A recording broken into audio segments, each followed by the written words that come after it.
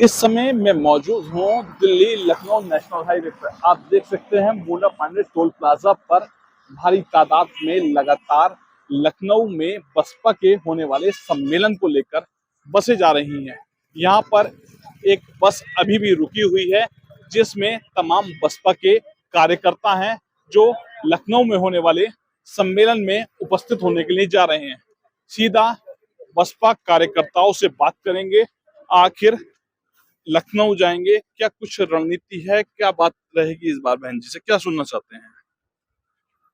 पहले तो जो है आपका धन्यवाद। सबसे पहले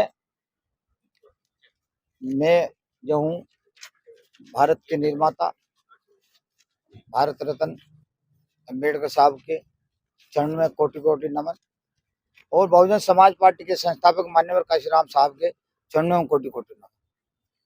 चार बार रही उत्तर प्रदेश की पूर्व मुख्यमंत्री बहन कुमारी मायावती जी को अपना आदर्श नेता मानते हुए हम जो जा रहे हैं, क्योंकि 2006 में जो बहन जी आज कल जो है रैली करने के लिए जा रही है, 2006 में भी बहन जी ने बहुत बड़ी रैली की थी और फिर उसके बाद में 2007 में सरकार बनी थी हमारी। तो रैली का आगाज जो है, जो कल को रैली होने को जा रही है, तो 2027 में हमारा लक्ष्य है कि सरकार बनेगी बहन जी की। इसलिए जो है बहन जी ने हमको बुलाया है और हम लखनऊ जा रहे हैं। रैली होगी बहुत जबरदस्त। क्या आप लोगों के मन में है, क्या चाहते हैं बहन जी? क्या कुछ ऐसा करें जिस तरीके से आप सरकार?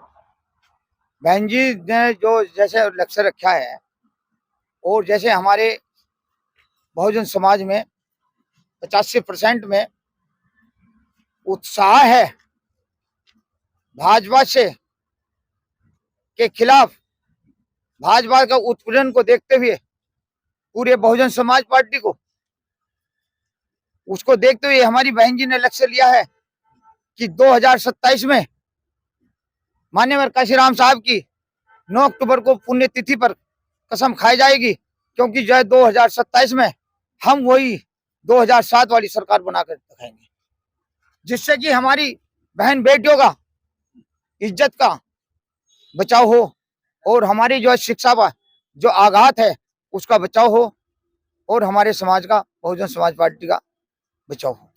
कहाँ से रवाना हुए हैं आप और कितनी टाइम अभी और लगेगा आपको? हम सहारनपुर से रवाना हुए हैं, रात को 11 बजे चले थे और शाम को 6 बजे तक हम लखनऊ पहुंच जाएंगे। और यहीं बैठ के जो है, जैसे मान्यवर साहब ने जहाँ ठिकाना हाँ, जहाँ से मूवमेंट चलाया और जहाँ भी बैठ गए वहीं से भूखे प्यासे चलते हुए लक्ष्य को पाया और सरकार बनवाई। 4 बार सरकार बनी उत्तर प्रदेश के अंदर।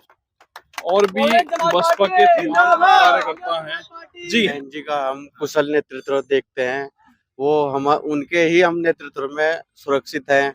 हम ऐसा मानते हैं कि वही हमारी सबसे प्रेरणादायक लीडर है और वही हमारे समाज का और अलग समाज का भी नेतृत्व बहुत अच्छे से करती है। वो सभी को लेकर साथ चलती है और उन्हीं के नेतृत्व में हमने 4 बार सरकार बनाई और 5वीं बार भी बनाने की कोशिश करेंगे। और हम माननीय काशीराम साहब का परिनिर्वाण दिवस मनाने जा रहे हैं, उसमें हम भारी संख्या में इकट्ठा होंगे और हम उनको पुष्प अर्पित करेंगे। मैं यही चाहूँगा और भी लोग ज़्यादा से ज़्यादा संख्या में वहाँ पर पहुँचे।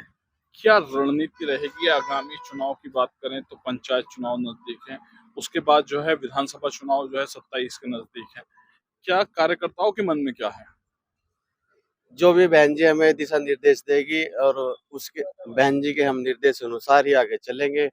जैसे आज हम रैली निपटाने के बाद उसके बारे में सोचेंगे। जैसे भी हम बहन जी को 27 में कहाँ देखना चाहते हैं? क्या है कार्यकर्ताओं के मन में? बहन जी को हम मुख्यमंत्री के रूप में देखना चाहते हैं और जब भी दलित समाज का और अपर समाज का भी उत्थान हो सकता है। एक चर्चा बड़ी तेज थी जी कि आजम खान भी जो है तुम्हारा बसपा में आ सकते हैं, तो क्या कुछ कार्यकर्ता क्या कुछ सोचते हैं? वो चर्चा राजनीति तो संभावनाओं का केंद्र बना रहती है, उसमें हम कुछ कह नहीं सकते। वो बहन जी का निर्णय होगा। अगर बहन जी आजम खां को पार्टी में लेना चाहेंगी तो ले सकती है। हम तो बहन जी के निर्देश पे ही काम करते हैं, बहन जी के सच्चे सिपाही हैं। और भी अगर बात करें तो तमाम लोग हैं। विधानसभा अध्यक्ष हैं आप सहारनपुर से, मुरादाबाद में रुके हुए हैं, अब थोड़ी देर में लखनऊ के लिए रवाना होंगे। क्या है मन में, जो है क्या चाहते हैं? सत्ता परिवर्तन चाहते हैं मन में। तराई तराई चारों तरफ तराई तराई मची है। किसान परेशान है, बेरोजगार है, छात्र परेशान है, शिक्षा से वंचित है, बेरोजगारी बढ़ी हुई है, चरम पर है। स्वास्थ्य चिकित्सा बहुत दयनीय स्थिति में आ चुकी है। तो हम तो सत्ता परिवर्तन के लिए निकले हैं और 27 में सत्ता परिवर्तन होगा।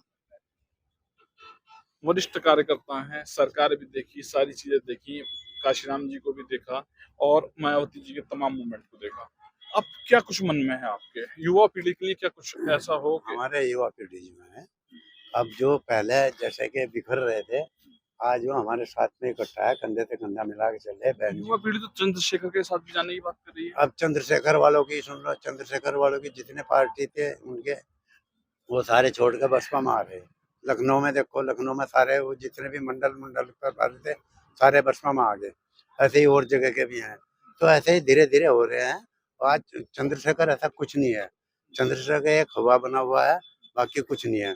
उसका कार्यकाल सिर्फ एक वो सांसद बन गया, इस वजह से वो इतना वो हो रहा है। एक अकेला सांसद, बहन जी सांसद बनी, जब उन्होंने दलितों की आवाज उठाई थी, तो जब सुने नहीं गई थी तो बहन जी ने रिजाइन कर दिया था, कहने लगा मेरा इस्तीफा है।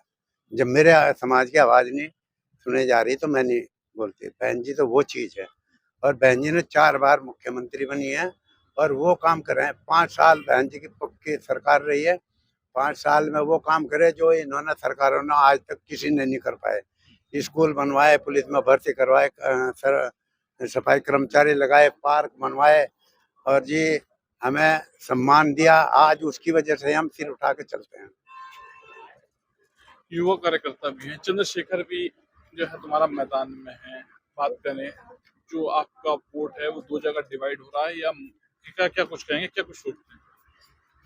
देखो जी, चंद्रशेखर के बारे में तो मैं यही कहना चाहूंगा, वो तो सिर्फ एक मोहरा है और युवाओं को भड़का सके बस कि आ उल्ला कर दो।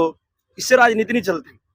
राजनीति तो एक मतलब अच्छी सोच रखे, धैर्यत है। जैसे कि बहन जी है, 4 बार मुख्यमंत्री रही और बड़े शांतिपूर्ण तरीके से सरकार चलाई।